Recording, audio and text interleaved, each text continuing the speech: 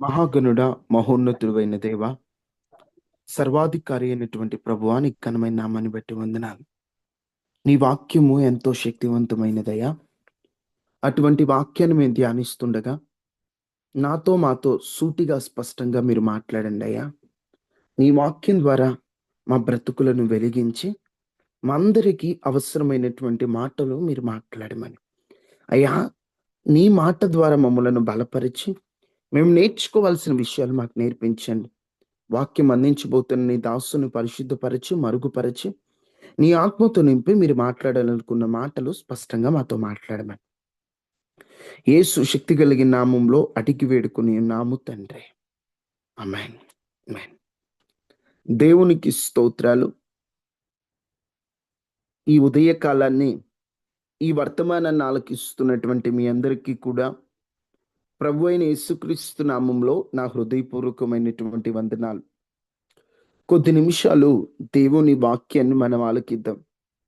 ఈ పూట యేసుక్రీస్తు ప్రభు వారి కుడి ప్రక్కన ఎడమ ప్రక్కన ఉన్నటువంటి దొంగలు అనేటువంటి వారి గురించి మనము తెలుసుకునే ప్రయత్నం చేద్దాం.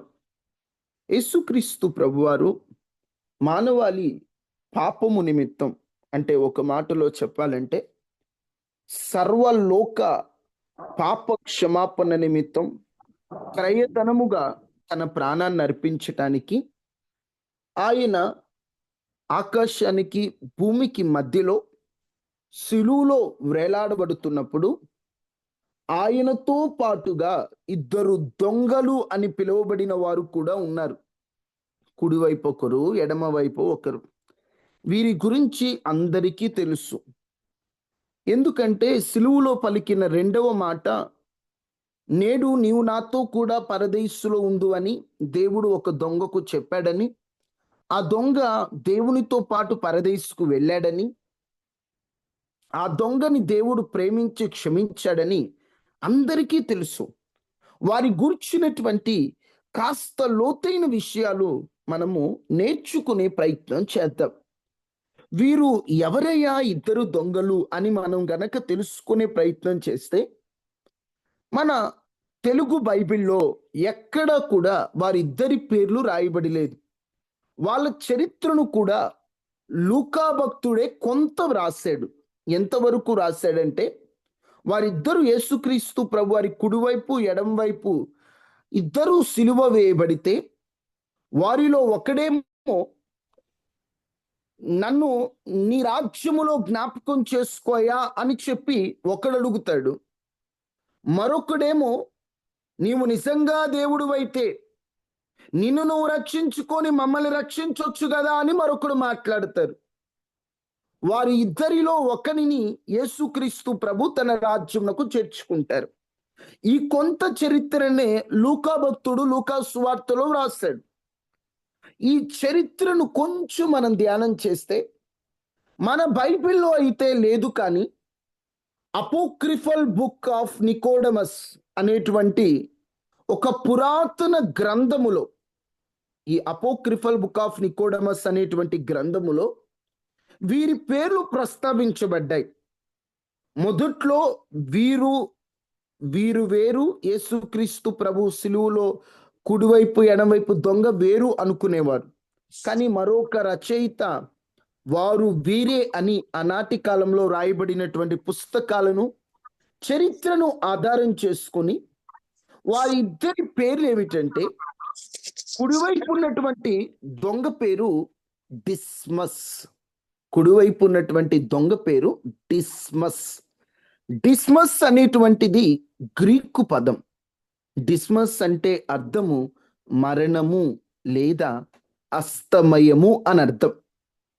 ఈ డిస్మస్ అనేటువంటి కుడివైపు ఉన్న దొంగనే అప్పటి కాలంలో ఏమనే వాళ్ళంటే, సెయింట్ డిస్మస్ ద గుడ్ థీఫ్ అనేవాళ్ళు. సెయింట్ డిస్మస్ ద గుడ్ థీఫ్ అంటే పరిశుద్ధమైనటువంటి ఒక మంచి దొంగ డిస్మస్ అనేటువంటి వారు. సెయింట్ డిస్మస్ ద గుడ్ థీఫ్ అనేటువంటి వారు. ఎందుకు ఇదంతా మీకు చెప్తున్నానంటే, ఈ డిస్మస్ అనేటువంటి ఈ దొంగగా పిలువబడిన వ్యక్తి తర్వాత మారడం ద్వారా వారందరూ కూడాట ఈయన మార్పుని ఒక దేశంలో ఇప్పటికీ పండుగలాగా జరుపుకుంటారు. ఆయన పేరే చెప్పాను కదా, సెయింట్ డిస్మస్ ద గుడ్ థీఫ్ అని చెప్పి, అతడు కనికరింపబడ్డాడని పండగ చేసుకునేటువంటి ప్రాంతం కూడా ఒక ప్రాంతం ఉంది. ఇంకొక వైపు ఉన్నాడే మారని దొంగ, అతని పేరు గెస్టాస్. కుడివైపు ఉన్నటువంటి దొంగ పేరు డిస్మస్, ఎడమ వైపు ఉన్న దొంగ పేరు గెస్టాస్. గెస్టాస్ అంటే ఫిర్యాదులు చేసేవాడు అని అర్థం. ఫిర్యాదులు చేసేవాడు, కంప్లైంట్ చేసేవాడు అని అర్థం అన్నమాట. ఈ గెస్టాస్ ఏమో ఈయన దేవుడైతే ఈయన కాపాడుకొని మమ్మల్ని కాపాడొచ్చు కదా అని మాట్లాడాడు. ఈ డిస్మస్ అయితే అయ్యా నీ రాజ్యంలో నన్ను జ్ఞాపకం చేసుకోమన్నాడు.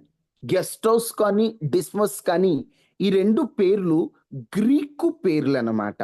అందుకని కొంచెం విచిత్రంగా డిస్మస్ గెస్టోస్ అని మాత్రం మనం చూస్తూ ఉన్నాం.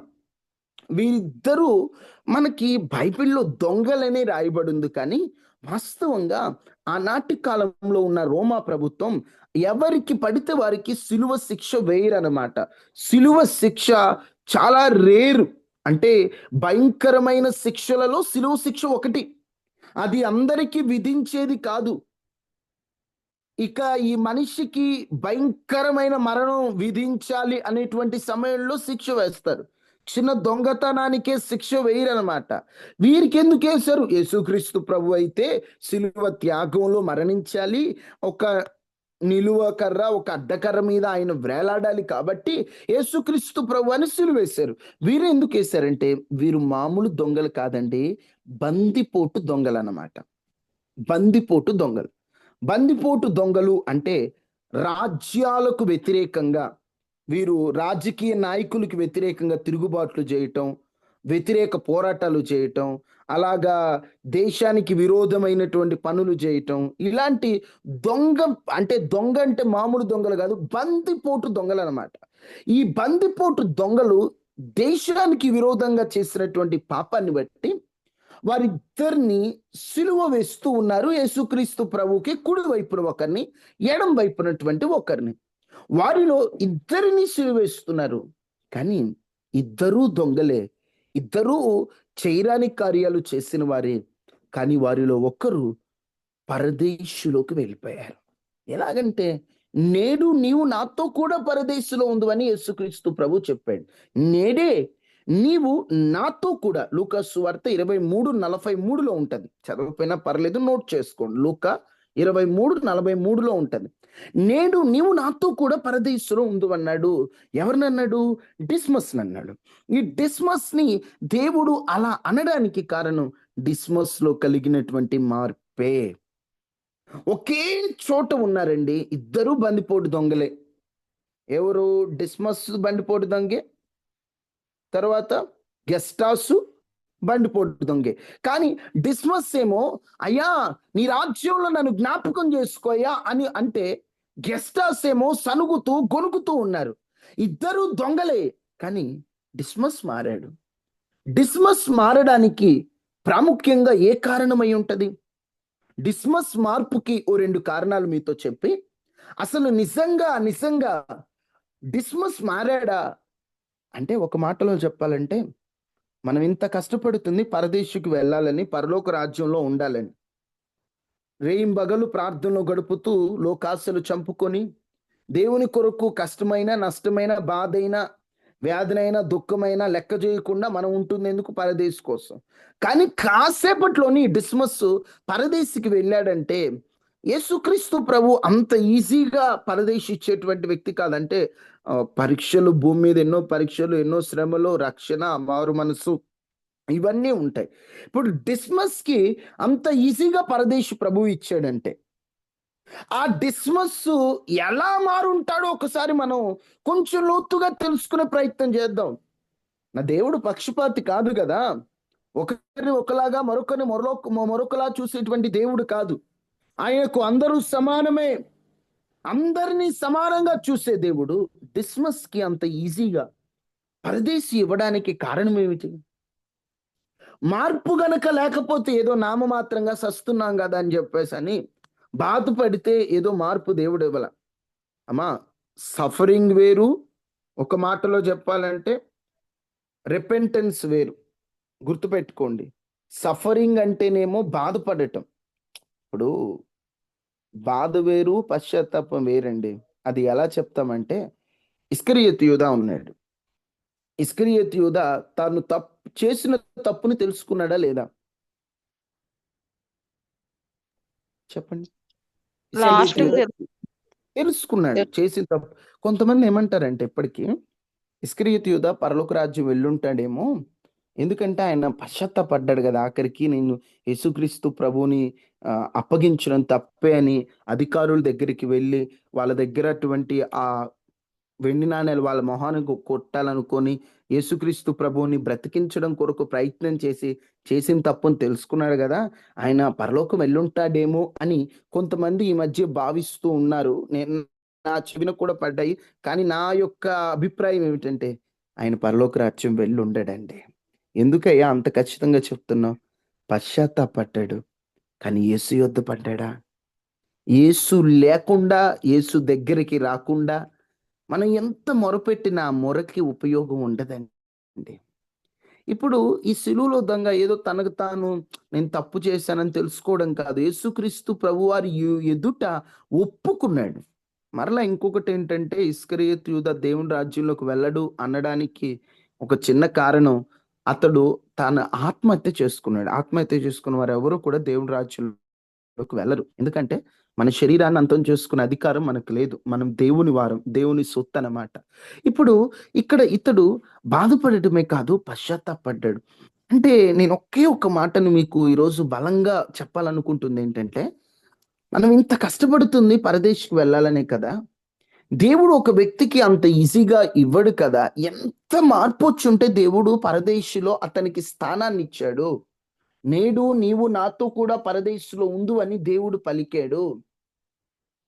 అంత నిజం చెప్పాలంటే యేసుక్రీస్తు ప్రభుని అందరూ దూషిస్తున్న సమయం అది. హేళన చేస్తున్న సమయం. ఆయనను నోటుకొచ్చినట్లు మాట్లాడుతూ ఆయనను సిలువ వేయించే సమయం అది. కింద నిలబడిన వారు ఎంతో మంది కేకలు వేస్తూ ఆయన సిలువేయండి, సిలువేయండి, సిలువేయండి అని సిలువ వేస్తూ యేసు ప్రభుని హేళన ఎగతాళి చేస్తున్నటువంటి సమయంలో అసలు ఒక వ్యక్తి మారడం అంటే అది చాలా వింత కదా అమ్మా. యేసుక్రీస్తు ప్రభు వారు గుడ్డోళ్ళు కళ్ళు తెరిచినప్పుడు, లేదా కుంటోళ్ళు నడిపించినప్పుడు, లేకపోతే దెయ్యాలు పట్టిన వాళ్ళని విడుదల కలిగించినప్పుడు ఒక వ్యక్తి మారితే పెద్ద వింతేం కాదు. కానీ యేసు ప్రభు ఎలాంటి పరిస్థితిలో ఉన్నాడు? సిలువలో వేలాడబడుతూ శరీరం అంతా రక్తపు ముద్దగా మారిపోయి, ఆయన నడినెత్తి నుండి అరికాలు వరకు రక్తం అంతా కూడా శరీరానికి అంటుకుపోయి గాయాలతో యేసుక్రీస్తు ప్రభువారు వేలాడుతుంటే ఆయన వస్త్రములను లాగి చీట్లు వేసి ఎగతాళి చేస్తూ అపహాస్యంగా మాట్లాడుతూ నవ్వుతూ తృణీకరిస్తూ ఎన్నో మాటలు మాట్లాడుతుంటే, ఆ సమయంలో ఒకడు అంటున్నాడు, నీ రాజ్యంలో నన్ను జ్ఞాపకం చేసుకోవా? ఏం బాబు, అసలు అట్లాంటి టైంలో ఎట్లా వచ్చింది ఆ పదం? ఆయన అక్కడ స్వస్థతలు చేశాడా? ఇది అద్భుతం ఏమైనా జరిగిందా? సిలువులో మహత్కార్యం ఏమైనా జరిగిందా? ఏ కార్యం జరగల, ఏ అద్భుతం జరగల. సిలువలో వేలాడబడుతున్న ప్రభు వంక చూసి మాట్లాడుతున్నటువంటి మాట. సిలువలో ఉన్నటువంటి ప్రభువును చూడంగానే మనసు కరిగిపోయింది.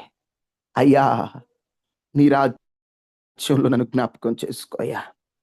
దేవుణ్ణి నమ్ముతున్నాడు, ఆయన రాజ్యాన్ని నమ్ముతున్నాడు, దానిలోకి రావాలని కోరుకున్నాడు. అయ్యా, నన్ను జ్ఞాపకం చేసుకోయ్యా, నన్ను జ్ఞాపకం చేసుకోయ్యా అని అంటుంటే యేసుక్రీస్తు ప్రభువారు వెంటనే రా, నాతో పాటు పరదేశంలో ఉంటావు నువ్వు అన్నాడు. అసలు ఆ వ్యక్తి ఎలా మారుంటాడు? ఒక 2-3 కారణాలు చూద్దామా? చూడండి, లూకాసు సువార్త 23:35. లూకాసు సువార్త 23:35.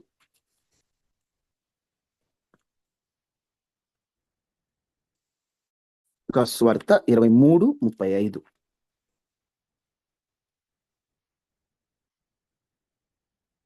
ప్రజలు నిలువబడి చూచుచుండిరి, అధికారులను వీడు ఇతరులను రక్షించను, వీడు దేవుడు ఏర్పరచుకుని క్రీస్తు అయిన ఎడల తన్ను తాను రక్షించుకొనమని అపహసించిరి.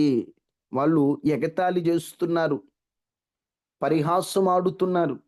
అబ్బో, ఈడు వచ్చాడు, తనని తాను రక్షించుకోలేకపోయాడు.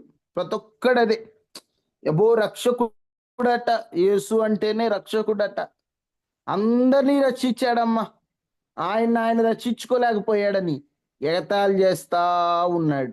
ఈ మాటలు అధికారులు ఆయన్ని అపహసిస్తూ ఉన్నారు. బహుశా నేను అనుకుంటాను, ఈ మాట దొంగ ఎలా అర్థం చేసుకొని ఉంటాడంటే, నిజమైన ప్రేమ తన గురించి ఆలోచించదు, ఇతరుల గురించి ఆలోచిస్తుంది. ఆ దొంగ అనుకొని ఉంటాడు, అబ్బా ఇతరులను రక్షించడానికి ఈయన వచ్చాడా, ఈయన రక్షకుడు అనమాట, ఈయన రక్షించడానికి వచ్చాడు, నన్ను కూడా రక్షిస్తే బాగుండు, నా గురించి కూడా ఆలోచిస్తే బాగుండు, నేను ఆయన రాజ్యంలోకి వెళ్తాను, పరదేశంలోకి వెళ్తాను అని. అయ్యా నీ రాజ్యంలో నన్ను జ్ఞాపకం చేసుకోయ్యా అంటే, ఇక్కడ ఈ దొంగ మొదటిగా మారాడని ఎలా చెప్పగలమంటే, ఆయన ప్రేమను గ్రహించాడు. ఏం గ్రహించాడు? ఆయన ప్రేమ. ఎందుకంటే ప్రేమ తన గురించి ఆలోచించదు. ఇప్పుడు తల్లి ప్రేమ ఉంది, తల్లి ఎంత ఇబ్బంది పడినా, తల్లి ఒక బిడ్డను కనాలంటే ఎంత కష్టపడాలో, కానీ అంత కష్టమైన తన బిడ్డని ఎందుకు తల్లి కంటుంది? తన బిడ్డ మీద ఉన్న ప్రేమ, ఆ ప్రేమ కోసం తన గురించి తాను మర్చిపోతుంది తల్లి. అలాగనే యేసుక్రీస్తు ప్రభు వారి ప్రేమని ఆ దొంగ అర్థం చేసుకున్నాడండి. చూడండి, ఆ దొంగ అలాంటి సమయంలో కూడా దేవుని ప్రేమ అతనికి అర్థమైంది. ఈరోజు దేవుని ప్రేమ నీకు అర్థమవుతుందా? దేవుని ప్రేమను గురించి ఎప్పుడన్నా లోతుగా ధ్యానం చేసావా? నువ్వు ఇంత పాపం చేస్తున్నా, ఇంకా సరైన స్థాయిలోకి నువ్వు రాకపోయినా, ఇంకా దేవునిలో నువ్వు ఎదగలేకపోతున్నా, ఇంకా నీలో భక్తి జీవితంలో నువ్వు ఇంకా ప్రభువుకి దగ్గర అవ్వలేని స్థితిలో ఉన్నా, నిన్ను ఇంకా ప్రేమిస్తున్నాడు ఆయన. నువ్వు అనుకోవచ్చు, నన్ను కూడా ప్రేమిస్తున్నాడా? నిజమయ్యా, నిన్ను ప్రేమిస్తున్నాడు. ఆయన ప్రేమిస్తున్నాడు కాబట్టే బ్రతుకున్నావు. మారుతావేమో, ఫలాలు ఫలిస్తావేమో, ఈ సంవత్సరానికైనా నీలో మార్పు వస్తుందేమో, ఈ గుడ్ ఫ్రైడే రోజుల్లో అయినా నీలో మార్పు కలుగుతుందేమోనని నీ మార్పుకై ఎదురు చూస్తూ తన ప్రేమని నీకు తెలియచేస్తూ ఎంత ప్రేమిస్తున్నావయ్యా నన్ను అడిగితే, రెండు చేతులు పారజాపి ఇదిగో నా ప్రాణము పెట్టేంతగా నిన్ను ప్రేమించానంటున్నా. ఆయన ప్రేమ అర్థము కాక అధికారుల వలె అపహాస్యం చేస్తున్నావా? ఆ దొంగ వల్ల ఆయన ప్రేమను గ్రహిస్తావా? నీ చేతుల్లోనే ఉంది ఏదైనా. మొదటిది, ఆ దొంగ మారాడని ఎలా చెప్పగలమంటే, దేవుని ప్రేమను గ్రహించాడు, అందుకనే మారుంటాడు. ఆయన ప్రేమ తెలిసిన వారు ఖచ్చితంగా మారుతారు. 2 యోహాను సువార్త 19:19. ఈ దొంగ మారాడని ఎలా మారాడు? బహుశా ఆ మాటను, ఇతరులను రక్షిస్తాడు, తనను తను రక్షించుకోలేదనే మాటలో ఉన్న ప్రేమను గ్రహించి మారుంటాడు. చదవండి, యోహాను సువార్త 19:19.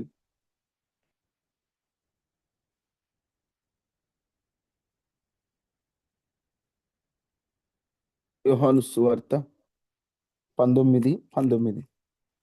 త్వరగా. మరియు పిలాతు, చదవండమ్మా. మరియు పిలాతు యూదుల రాజైన నజరేయుడగు యేసువను పై విలాసం వ్రాయించి శిలువ మీద పెట్టించెను.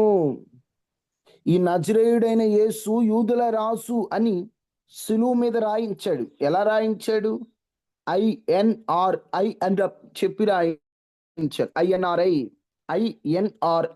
ఐ అంటే ఇసూయస్, ఎన్ అంటే నజరేయన్స్, ఆర్ అంటే రెక్స్, ఐ అంటే యోడయూరియస్. ఇసూయస్, నజరేనియస్, రెక్స్ యూడియరియస్. ఏంటో నోరు తిరగని పదాలు పలుకుతున్నాడు అనుకోమాకండి. వాళ్ళ భాషలో INRI అంటే ఈయన యూదుల రాజు అని అర్థం. రాజుకి రాజ్యం ఉంటది కదా, ఆడ పైన రాయించారు ఈయన యూదుల రాజు అని. ఈ దొంగోడికి అబ్బా, ఈ రాజుకుండే రాజ్యంలోకి నేను వెళ్ళాలని కోరుకున్నాడు. బహుశా ఒకటి, ఆయన ప్రేమను గ్రహించి మారాడు. రెండు, సువార్త, ఆయన రాజు రాజు అనేటువంటి సువార్తను గ్రహించి అతను మారాడు. ఏ కారణంతో రాయించారో తెలియదు సిలువ మీద ఆ మాట దొంగోడి మనసును మార్చింది. ఆయన రాజుని గ్రహించి ఆ రాజుకుండే రాజ్యంలోకి వెళ్ళాలని ఈ దొంగ గ్రహించాడు. ఈరోజు నువ్వు రాజుగా యేసుక్రీస్తు ప్రభుని అంగీకరిస్తున్నావా? ఆయనే సమస్తమునకు రాజని. నీకు రాజు ఎవరు? రాజు అంటే ఏలేవాడు, రాజు అంటే పరిపాలించేవాడు. ఈరోజు నీ రాజు యేసుప్రభువేనా? ఎవరు నిన్ను పరిపాలిస్తున్నారు? సినిమా పరిపాలిస్తుందా? టీవీ పరిపాలిస్తుందా?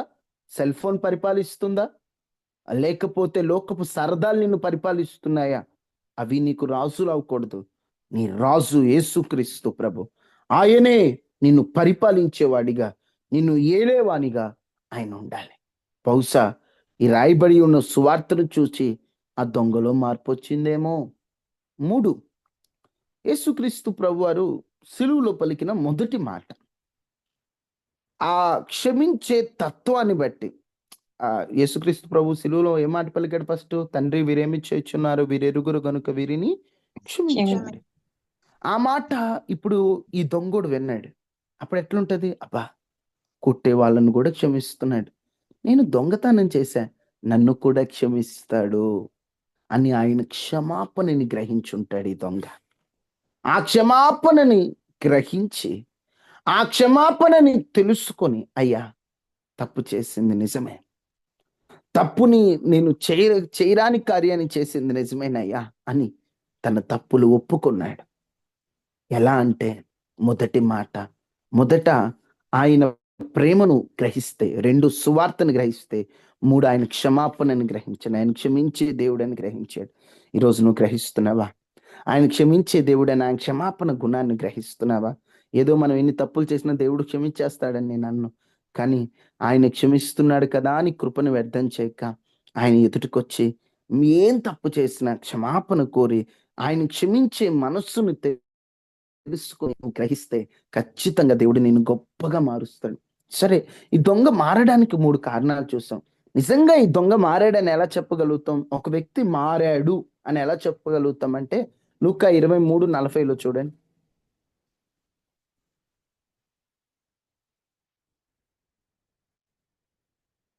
అయితే రెండవ వాడు వానిని గద్దించి, నువ్వు అదే వీధిలో ఉన్నావు, దేవునికి భయపడవా?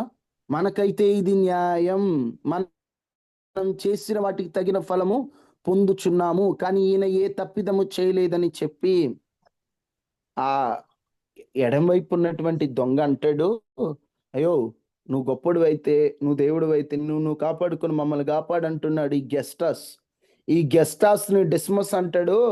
అరే, మనము పాపులం రా, మనం చేసిన దానికి ఫలం పొందుతున్నాం, మనకి ఇది శిక్ష. సరే, అసలు నిజంగా ఒక వ్యక్తి మారాడని ఒక్క మాట దగ్గర తెలుసుకోవచ్చు.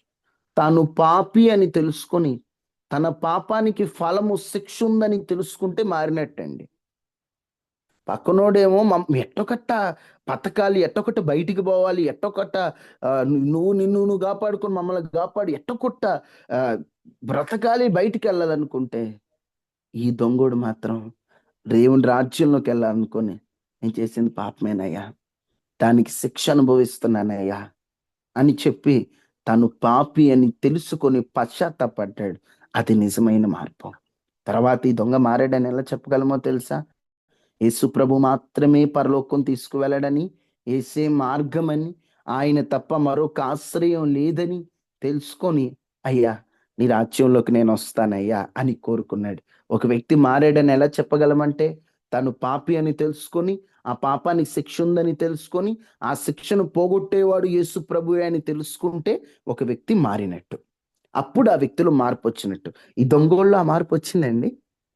మనకైతే శిక్ష సరేరా, ఆయనలో ఏ తప్పిదము లేదు, ఆయనలో ఏ పాపం లేదు, అసలు కొంచెం సేపటికి ఎంత మార్పండి. ఇన్ని రోజుల నుండి వాక్యాన్ని వింటున్నావు, ఇంత బాగా దేవుని వాక్యాన్ని నువ్వు చదువుతున్నావు, వింటున్నావు, కానీ నీలో ఏది మార్పు? ఏది నీలో మార్పు? ఒక దొంగ, బందిపోటు దొంగ ప్రభు కోసం బ్రతకడానికి, అంటే చచ్చేటప్పుడైనా దేవుని రాజ్యంలోకి వెళ్ళడానికి తాను తప్పు చేశానని తెలుసుకొని ప్రభు పాదాల యొద్దకు వస్తే నువ్వు ఇంకా ఇంకా పడ్డావా? మారు మనసు పొందావా? ఓకే, నువ్వు మారు మనసు పొందావు, పశ్చాత్తాపడ్డావు. మారు మనసుని కాపాడుకుంటున్నావా? పరిశుద్ధతను నిలుపుకుంటున్నావా? ఒకసారి నువ్వే పరీక్షించుకొని, అయ్యా ఆ దొంగ ఎలాగ మారాడు మాతో మాట్లాడాం. నాలో నేను మారు మనసు పొందాను, నేను రక్షణ పొందిన వాళ్ళు అయ్యా, నేను పొందాను, కానీ నువ్వు కోరుకున్న స్థితికి నేను రావట్లేదు. నీ రాజ్యంలోకి నేను వస్తానా లేదా అనే భయం వేస్తుంది. నువ్వు నన్ను ప్రేమించావు, కోరుకున్నావు, కావాలనుకున్నావు, కానీ నేను దానికి తగినట్లు ఉండలేకపోతున్నానని ఆ దొంగ వలె నేను మారాలయ్యా. డిస్మస్ ఎలాగైతే అయ్యా ఒకప్పుడు దొంగ, బందిపోటు డిస్మస్, కానీ తర్వాత సెయింట్ డిస్మస్ అయ్యాడు. మా గతం ఏదైనా నువ్వు ప్రేమించావయ్యా. మా గతం ఎలా ఉన్నా మమ్మల్ని ప్రేమించావు. గతం ఏదైనా కావాలని కోరుకున్నావు. గతం ఏదైనా మమ్మల్ని ఇష్టపడ్డావు. నీ ప్రేమ ఎంత గొప్పది నాయనా అంటూ అందరూ ప్రార్థన చేసుకొని, నా గతంలో చేసిన పొరపాటు నేను ప్రస్తుతంలో చేయకుండా అయ్యా నీ పిలుపుని గ్రహించి నా బ్రతుకును బాగు చేసుకునే కృప నాకు ఇవ్వమని ప్రార్థన చేసుకుందాం. మమ్మలను మిక్కిలిగా ప్రేమించిన మా ప్రియ పరలోకపు తండ్రి, డిస్మస్ గురించి, గెస్ట్ హౌస్ గురించి మాతో మాట్లాడారు. పశ్చాత్తాపడి సెయింట్ డిస్మస్గా దొంగ డిస్మస్ ఎలా మారాడో మాతో మాట్లాడారు. నిజమే, తను కొంతసేపట్లో అంత మార్పు వచ్చింది. మేము నీతో ఇన్ని సంవత్సరాల నుంచి ఉంటున్నాం, మాలో ఆ మార్పు లేదయ్యా. కావాలి నాయన, మేము మా బ్రతుకులు బాగు చేసుకోవాలయ్యా, మా పరిశుద్ధతను నిలుపుకోవాలయ్యా, యథార్థత కలిగి నీ వైపు చూడాలయ్యా.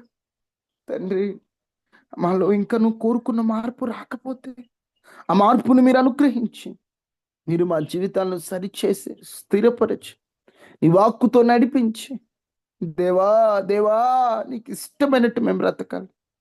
అనారోగ్యంతో ఉన్నవారికి స్వస్థతనివ్వండి. విత్తబడిన వాక్యం ప్రకారం బ్రతుకున్నట్లు సహాయం చేయండి. ఆర్థికంగా ఇబ్బందులు పడుతున్న వారికి మార్గం తెరవండి, తెరవండి, తెరవండి.